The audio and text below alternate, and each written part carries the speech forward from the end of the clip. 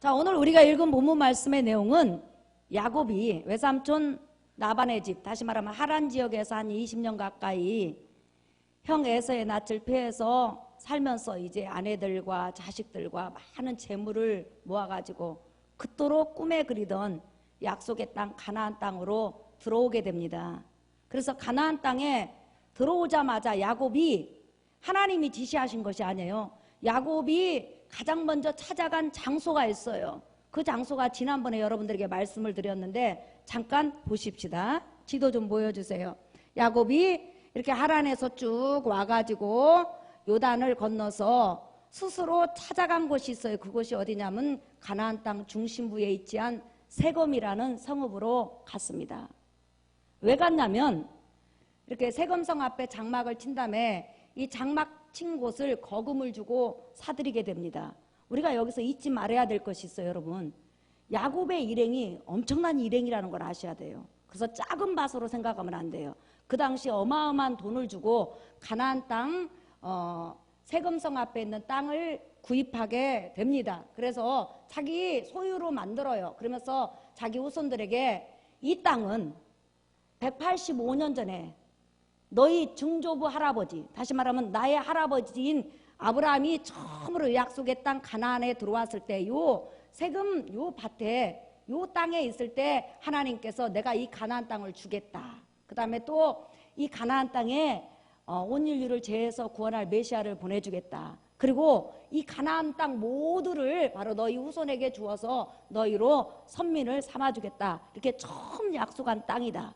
그러니까 지금 내가 이렇게 작은 땅을 구입하지만 먼 훗날 하나님께서는 강한 자이시기 때문에 너희 모든 자들에게, 다시 말하면 이스라엘 민족에게 가나안 땅을 통째로 주실 것이다 하면서 실물 교육을 시켰어요. 그러면서 자기가 이제 산 땅에서 야곱은 잠시 기거하게 됩니다. 사실상 많은 그런 짐승들과 어린 자녀들과 또한 아내들과 또한 하속들을 이끌고 야곱 족속이 이동하기는 굉장히 힘든 삶이죠. 그래서 이제 뭐 1년도 머물고 6개월도 머물고 몇 년도 머물면서 이제 가장 최종 목적지인 브엘세바까지 가게 되는 거죠.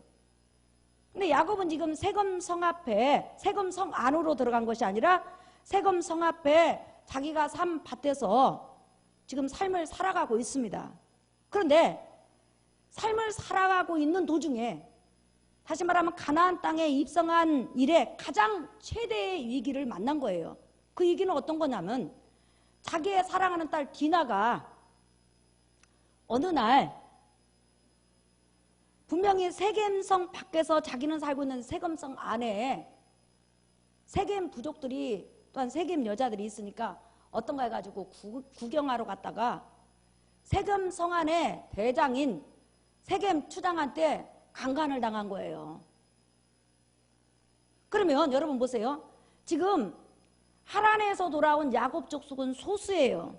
하지만 세겜 성 안에 살고 있는 세겜 족속은 거대한 부족일 뿐만 아니라 그 다음에 세겜 이 부족은 가나안 7족속의 한 부류이기 때문에 그 주위에 있는 수많은 성읍들과 유대 관계를 가지고 있기 때문에 야곱 족속하고는 사실상 비교할 수 없을 만큼 강대한 부족이라는 것을 여러분이 염두에 둬야 돼요.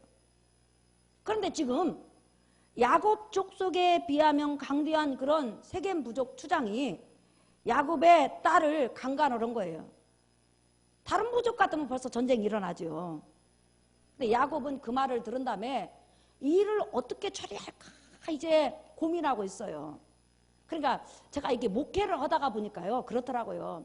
좀 연세가 지긋하면서 나이가 이렇게 먹어갈수록 성경에 백발은 지혜의 상징이라고 아무래도 어떤 큰 문제가 터지면 서두르질 않아요. 이렇게 조금 뭐랄까 곰곰이 생각해보고 어떻게 할까 기도도 해보고 다른 사람의 조언도 구해요. 그런데 제가 이제 이렇게 목회 처음 했을 때 뭐 20대, 30대, 40대 이런 때는 어떤 문제가 터지면 너무 막 이 조급한 마음이 들어요. 그래가지고 당장 문제를 막 해결하려고 이리 뛰고 저리 뛰고 하다 보니까 굉장한 실수가 있어요. 그러니까 야곱은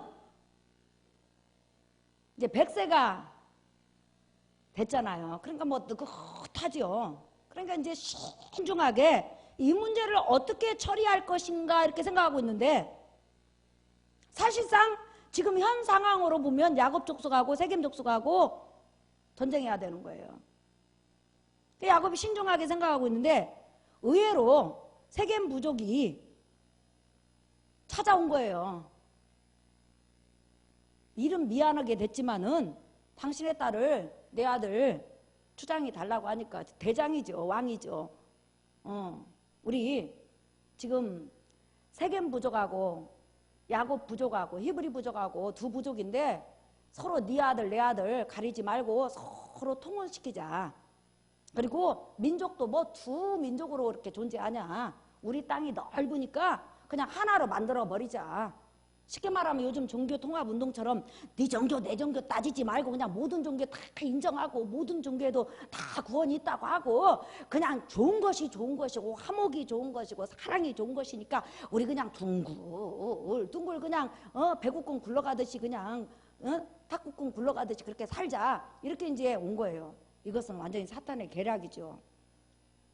여러분, 예수 그리스도는 유일한 구원이기 때문에 어떤 종교하고도 혼합될 수 없음을 믿으시기를 예수의 이름으로 축원합니다. 그렇게 이제 세겜 추장과 그 대표들이 그렇게 말을 하니까 야곱이 가만히 듣고 있었어요. 근데 그 야곱의 아들들이 가만히 아버지를 보니까 가만히 있는 거예요. 듣고만 뭐라고 말을 안 하고. 그때 그 야곱의 아들들이 밖에 아버지 몰래 나갔어요. 이제 아버지는 이제 그 문제를 어떻게 처리할 것인가.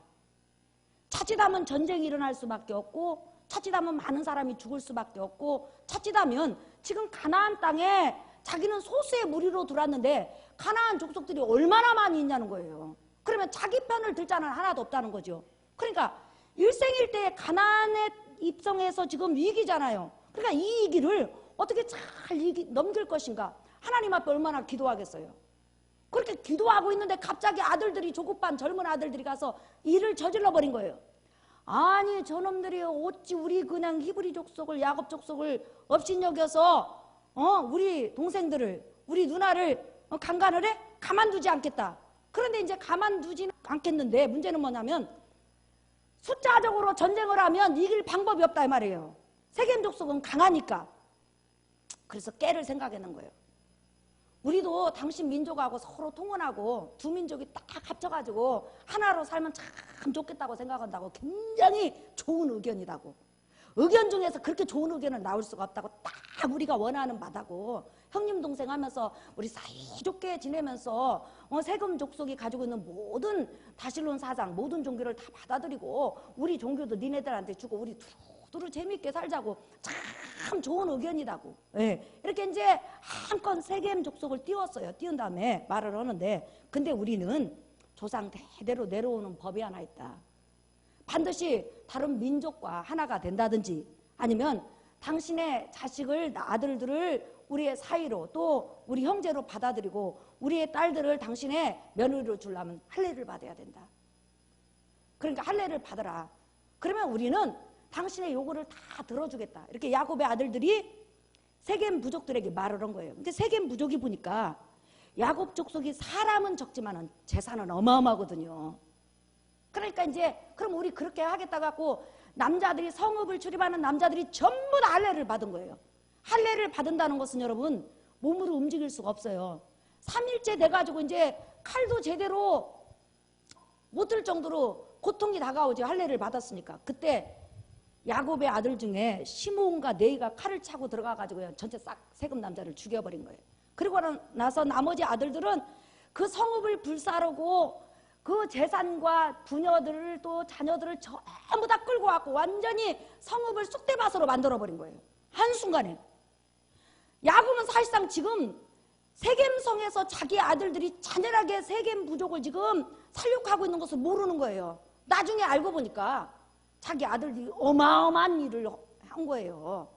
자기는 가장 좋은 방법으로, 가장 그래도 선한 방법으로 어떻게 해서든지 그것을 잘 빠져나갈 수 있는 방법을 지금 기도하고 신중히 생각하고 있는데 일이 엄청나게 커져버린 거예요. 왜 커졌을까요, 여러분? 지금 야곱 족속이 요단을 건너와가지고 가나안 땅에 딱 들어서는 순간부터 가나안 수많은 부족 국가들이 경계의 눈빛을 가지고 있어요. 특별히 왜? 무지무지한 재물 때문에, 짐승 때문에 지금 전부 다 이렇게 들여다보고 있는데 갑자기 그 큰 세겜 성읍의 남자들을 다 죽여버리고 세겜 성읍을 무너뜨리고 불살라 버렸으니까 저 야곱 족속이 언제든지 우리 성읍도 쳐들어올 수 있겠구나, 우리도 죽일 수 있겠구나 해가지고 이제는 나름대로 가나안 그 많은 족속들이 이제 모이지 않았겠어요? 저걸 어떻게 하냐? 저거 죽여야 되지 않겠느냐? 저거 없애야 되지 않겠느냐? 그리고 지금 세겜 족속하고 야곱 족속하고 이런 강간 사건이 있는지 지금 전화가 있는 것도 아니고 인터넷이 있는 것도 아니기 때문에 사실상 설명이 안 된 상황에서 무조건 야곱 족속이 쳐들어가서 세겜을 죽였다고 얼마든지 주위 사람들은 오해할 수 있잖아요. 왜? 일방적인 눈으로 보니까. 그래서 야곱 족속이 그 일을 통해서 젊은 아들들의 그 혈기방장함으로 인해서 순간적인 실수로 인해서 야곱과 야곱 부족이 지금 죽음에 처한 거예요. 그것을 여러분 우리가 어떻게 알 수 있죠? 자, 여러분 한번 보세요. 5절 보세요. 자, 읽어볼까요? 시작. 그들이 떠났으나 하나님이 그 사면 고울들로 크게 두려워하게 하셨으므로 야곱의 아들들을 추격하는 자가 없었더라. 그렇죠? 나중에 야곱이 하나님의 음성을 듣고 세겜 성읍을 떠나갈 때 그들이 떠나서 세겜 성읍에서 하나님이 지시하는 곳까지 감에 있어서 한 50km 정도를 가는데 그 어떤 가나안의 부족도 야곱 족속을 해하지 못하도록, 위협하지 못하도록, 쳐들어와서 전쟁을 일으키지 않도록 아주 두려운 마음을 줘가지고 마음을 꽁꽁 붙잡아 두니까 행동으로 옮기지 못했다고 성경은 기록하고 있어요. 그러니까 하나님이 이들의 마음을 붙잡아 주지 않았다면, 하나님이 이들 속에서 야곱 족속 건들지 말아라 그렇게 역사하지 않았다면 불보듯이 야곱 족속은 가나안 여러 족속으로부터 전쟁을 당할 수밖에 없고 위협을 당할 수밖에 없고 살육을 당할 수밖에 없는 이치에 있는 거예요. 그러니까 그림으로 표현한다면 이거죠, 여러분. 잠깐 보여주세요. 야곱 족속이 가나안 족속에게 둘러싸여 있는 거죠. 지금 언제든지 사방팔방에서 쳐들어와서 야곱 족속을 죽일 수 있는 지금 위기예요. 이런 위기 앞에서 야곱의 무기가 하나 있죠. 야곱은 어려움만 오면, 고통만 오면, 자기 지혜와 지식과 능력과 힘으로 해결되지 않는 문제만 오면 야곱은 무조건 하나님 앞에 부르짖고 무조건 하나님 앞에 기도하고 무조건 하나님을 찾아요. 그러니까 그 위기 가운데서 야곱이 얼마나 기도를 했겠어요. 더구나 젊은 나이에 혈기방장해서 일을 저질러긴 저질렀는데 막상 저질러 놓고 보니까 세겜 족속의 망함으로 끝나지 않고 가나안 모든 부족 국가들의 공격 대상이 된 것을 자식들도 알아요. 그러니까 그들이 아버지를 따라서 얼마나 기도했겠어요. 이렇게 사방으로 가나안 족속의 우겨싸임을 당한 채 하나님 앞에 야곱 족속이 기도하고 부르짖고 하나님을 찾자 하나님의 음성이 들려요. 자, 하나님의 해결책이 나왔단 말이에요. 35장 1절 시작. 하나님이 야곱에게 이르시되 일어나 베델로 올라가서 거기 거주하며 내가 내 형 에서의 낯을 피하여 도망하던 때에 내게 나타났던 하나님께 거기서 제단을 쌓으라 하신지라. 하나님, 이 문제를 어떻게 해야 됩니까? 어떻게 이 세겜에서 일어난 이 어마어마한 사건을 해결해야 됩니까? 우리는 죽었습니다. 하나님 살려주세요. 도와주세요. 어떻게 해야 됩니까? 그래서 하나님의 음성이 들렸는데 너는 이 세겜 성읍을 빠져나가서 전에 네가 20 몇 년 전에 너의 형 에서를 빼서 도망가다가 내가 나타났던 그 베델로 올라가라. 내가 그곳에서 기다리겠다. 내가 그곳에서 너에게 말을 하겠다. 너는 그곳으로 와라. 이 말은 무슨 말이에요? 네가 베델로 올라오는 동안에 내가 너를 지킬 것이며 내가 너를 보호할 것이며 내가 너를 책임질 것이며 내가 그곳에서 너를 기다리고 있겠다는 하나님의 완전한 보호를 약속받은 거예요. 사랑하는 성도 여러분, 여기서 중요한 것은 하나님의 사람들이 얼마든지 실수할 수도 있어요. 또한 실수를 안 하고도 이 길을 만날 수가 있어요. 그럴 때마다 우리의 무기가 있어요. 바로 하나님의 백성이 실수를 했든지 아니면 예기치 않는 환경에 위기가 닥쳐왔든지 어떤 경우든지 하나님을 찾고 하나님 앞에 기도하고 하나님을 부르면 하나님은 하나님의 백성을 외면하지 않고 응답하시는 긍휼의 하나님인 걸 여러분 믿으시기를 예수의 이름으로 축원합니다. 하나님은 우리 인간에게 완전함을 바라지 않아요. 이 세상에 인격적으로 하나님 앞에 실수하지 않고 죄를 범하지 않고 의롭게 떳떳하게 나갈 인간은 하나도 없어요. 아무리 구원받았다 할지라도 얼마든지 실수할 수 있고 얼마든지 넘어질 수 있고 얼마든지 자빠질 수 있고 얼마든지 하나님 마음을 아프게 할 수 있어요. 그러나 그때마다 하나님을 찾고 하나님을 부르고 하나님 앞에 매달리면 하나님은 피할 길을 만들어 놓는 걸 여러분 믿으시기를 예수의 이름으로 축원합니다. 그래서 야곱 족속이 일생일대 가나안에서 위기를 만났지만 간단하게 하나님께서 해결하셔요. 내게는 태산같이 높은 문제이지만 내게는 태산 같은 문제이지만 사실은 하나님에게는 문제가 아니에요. 하나님에게는 아무것도 아니라는 거예요. 75억의 인간들이 자기 죄를 다 짜서 어떤 문제를 가지고 해결하려고 해도 해결하지 못하는 문제가 있어요. 그러나 하나님은 한순간에 해결할 수 있는 능력이 있어요. 왜냐하면 그분은 전지하시고 전능하시기 때문에. 그 하나님이 여러분의 하나님이신 걸 믿으시기를 예수의 이름으로 축원합니다. 그래서 우리가 사망의 음침한 골짜기를 다닐지라도 때로는 해를 두려워하지 않는 것은 주께서 어느 곳에서든지 하나님의 백성과 함께 하심이라. 할렐루야. 우리 찬양 한 장 하겠습니다. 찬송가 570장.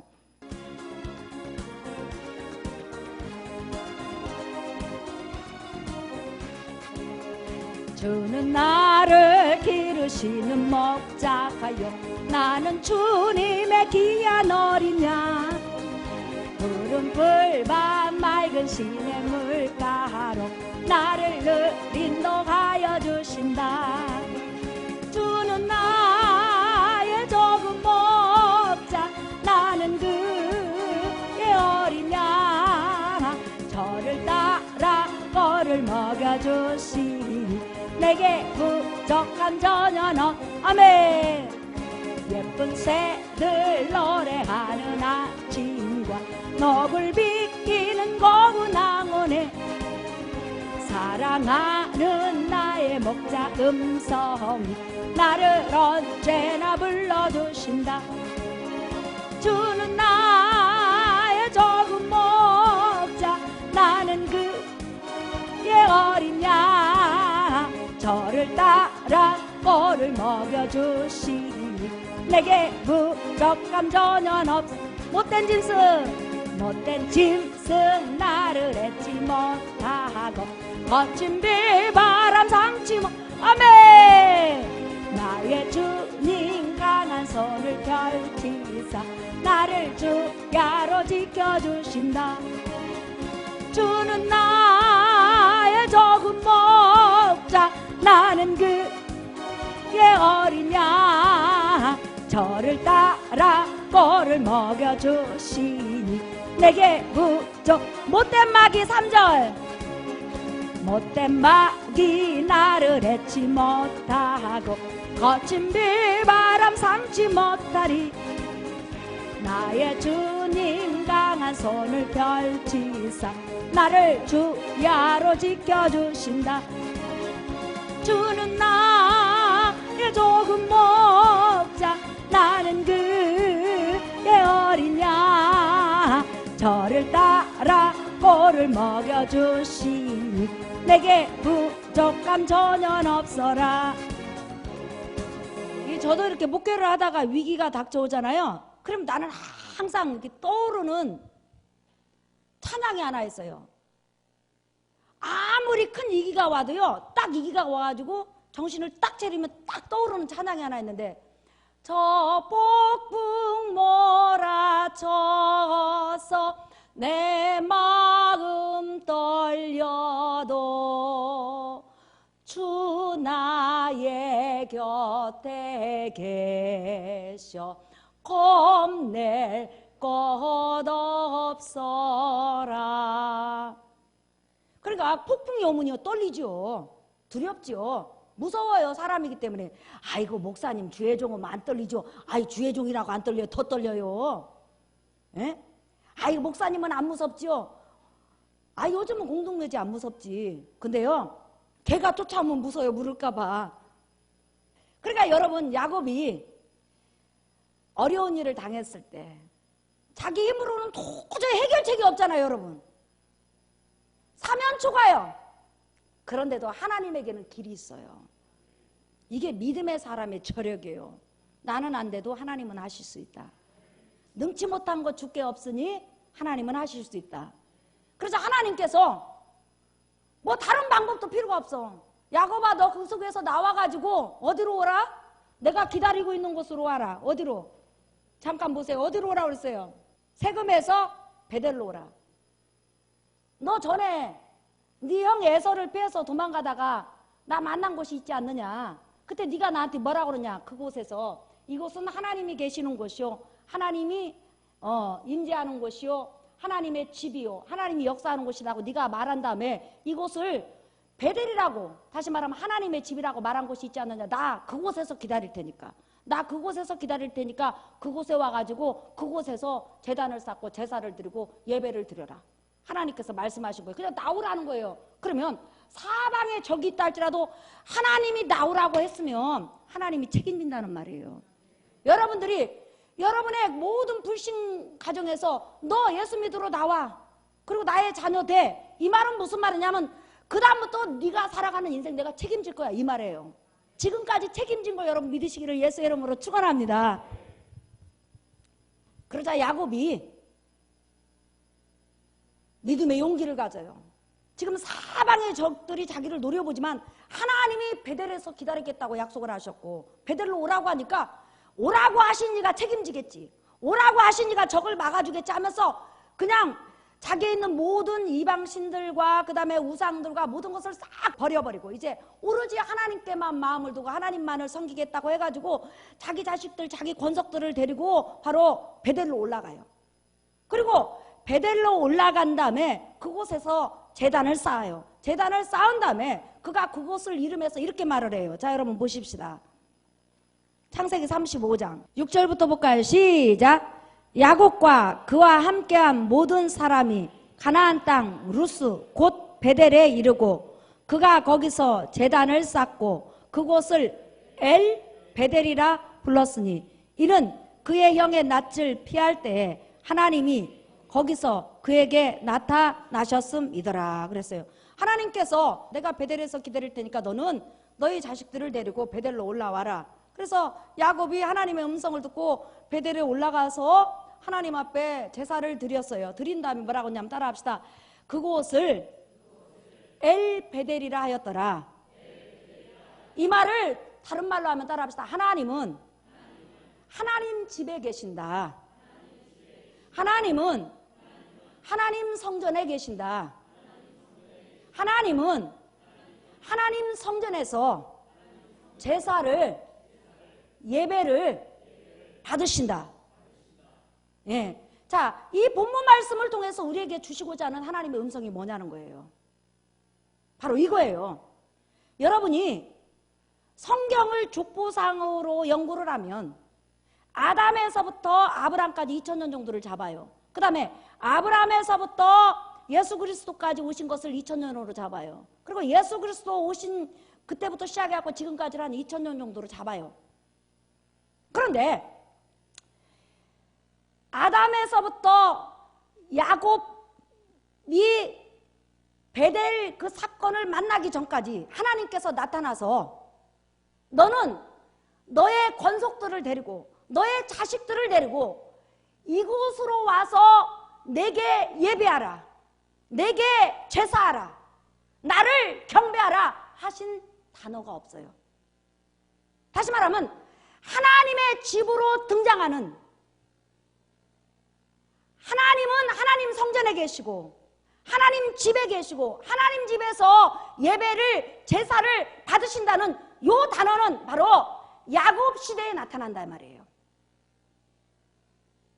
물론 아브라함에게 창세기 22장에 너는 모리아산에 가서 너희 독자 이삭을 제물로 드리라 했을 때 아브라함의 모든 권속들이 아니라 아브라함과 이삭만 갔어요.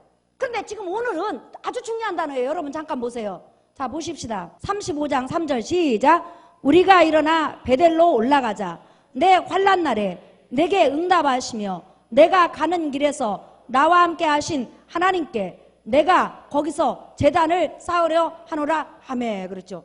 자기 모든 권속들을 데리고 갔는데 어디로 데려갔냐면 하나님 집에 데려갔어요. 그리고 하나님 집에서 하나님 앞에 제사했어요. 하나님 집에서 하나님 앞에 예배했어요. 하나님 집에서 하나님 앞에 감사했어요.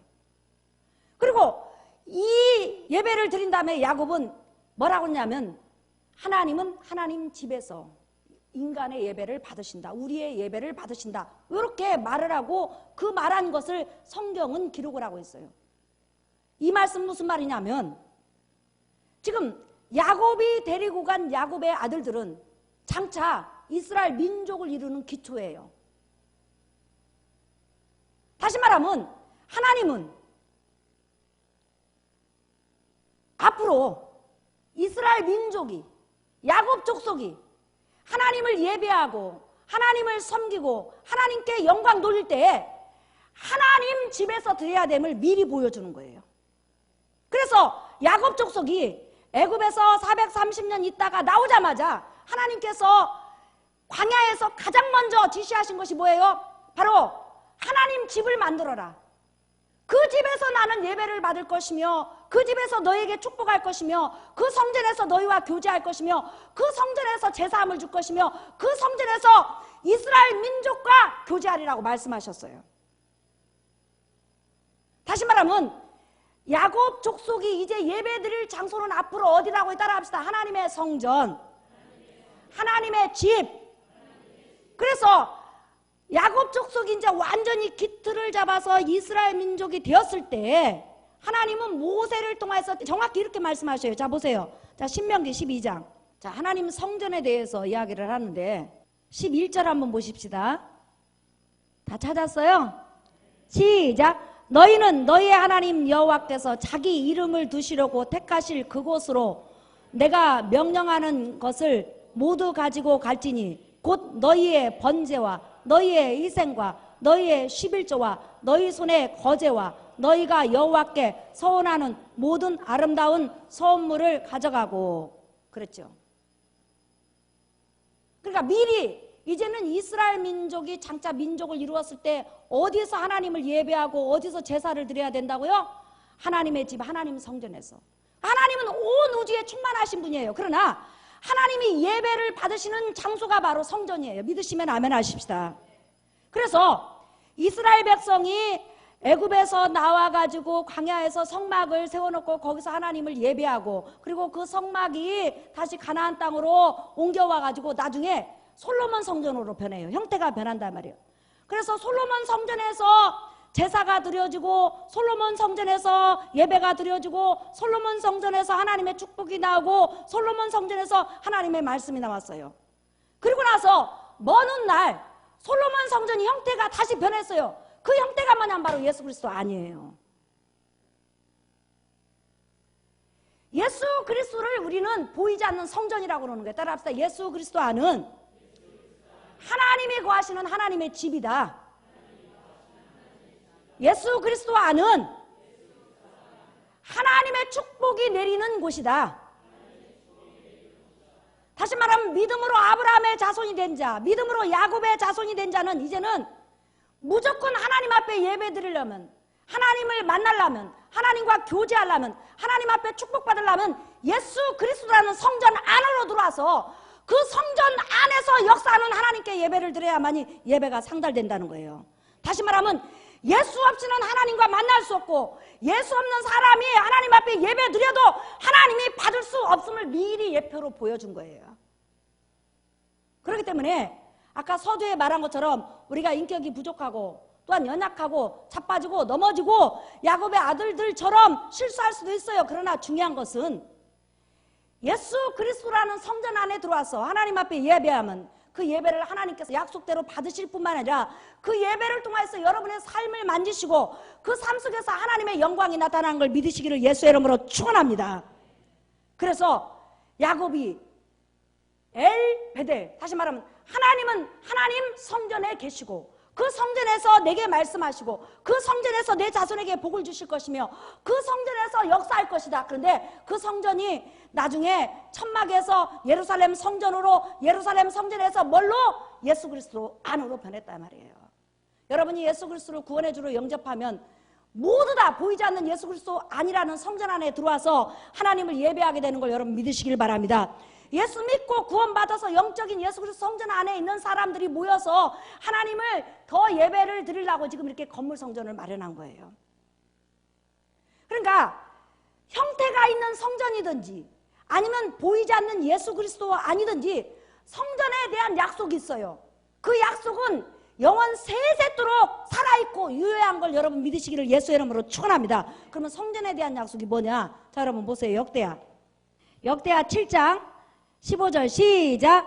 이제 이곳에서 하는 기도에 내가 눈을 들고 귀를 기울이리니 이는 내가 이미 이 성전을 택하고 거룩하게 하여 내 이름을 여기에 영원히 있게 하였음이라. 내 눈과 내 마음이 항상 여기에 있으리라. 자, 예루살렘 성전에 약속을 하신 하나님이나 예수 그리스도라는 보이지 않는 성전에 대해서 약속하신 하나님이 똑같은 하나님이고 똑같은 말씀이에요. 예수 그리스도 안에는 하나님의 약속이 있어요. 내가 예수 그리스도 안에서 하나님을 향해서 기도한다면, 내 백성이 기도한다면 내가 눈을 들고 볼 것이며 귀를 기울일 것이며 너희가 기도할 때 응답하신다는 약속이 있어요. 사랑하는 성도 여러분, 하나님은 시온에서 복을 주실 뿐만 아니라 에베소서 1장 3절에 보면 예수 그리스도 안에서 신령한 복을 주시되 그랬어요. 오늘 또 여러분이 예수 그리스도라는 보이지 않는 성전에서 또한 보이는 이 성전에서 하나님을 찬양하고 하나님을 예배할 때 그 예배는 곧바로 상달되는 걸 믿으시기를 바랍니다. 그뿐만 아니라 우리가 인생을 살아가다 보면 아무리 성령 충만한 사람도 삶의 위기를 만날 때가 있고 어려움을 당할 때가 있어요. 그러나 그때마다 아버지, 하나님 하고 하나님을 부르고 하나님께 도움을 구하면 하나님의 눈이 여러분을 향하고 하나님의 귀가 여러분을 향해서 기울어지고 하나님의 마음이 여러분을 향해서 다가오기 때문에 여러분 삶 속에서 하나님의 응답과 하나님의 역사가 있는 걸 믿으시기를 예수의 이름으로 축원합니다. 하나님은 엘베델, 다시 말하면 하나님은 성전에서 역사하신다. 하나님은 성전에서 응답하신다. 하나님은 그 성전에서 만나주신다. 그 성전이 바로 예수 그리스도 아니에요. 이 약속의 말씀을 믿고 오늘 또 여러분이 기도할 때 내 기도를 들으시고 내 찬양을 받으시고 내 삶을 만지실 그 하나님을 기대하시면서 기도하는 여러분 되시기를 예수의 이름으로 축원합니다. 찬양하겠습니다. 복음성가 172장.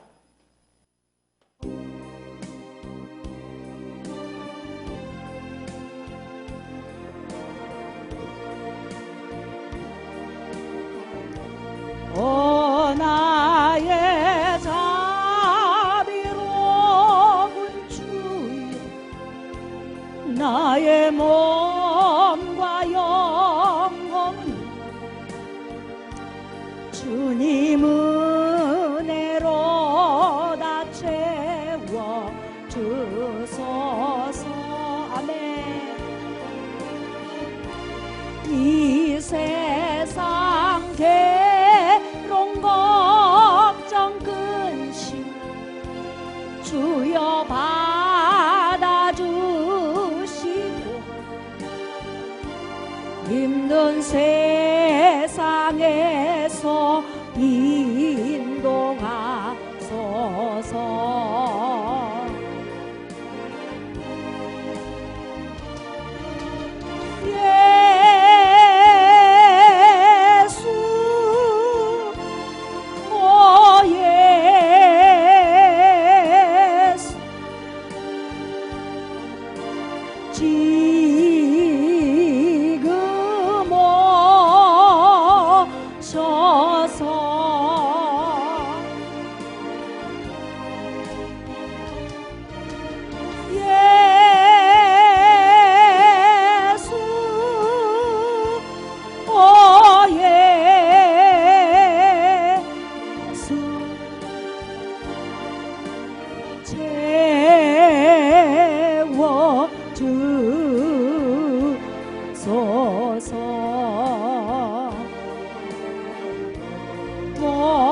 모여라 주께 찬양하라 나의 귀한 친구여 주 이름 앞에 너 두 손 모으고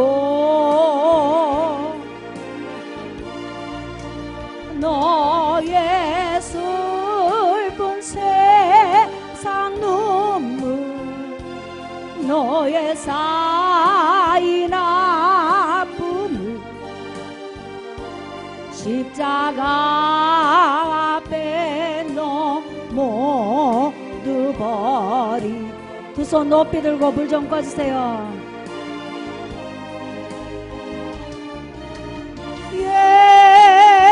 예수 오 예수 아멘 지금 오셔서 성령의 기름 부음이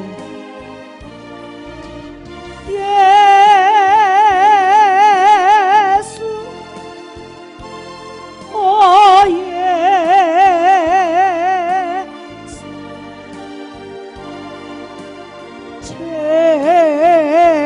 채워주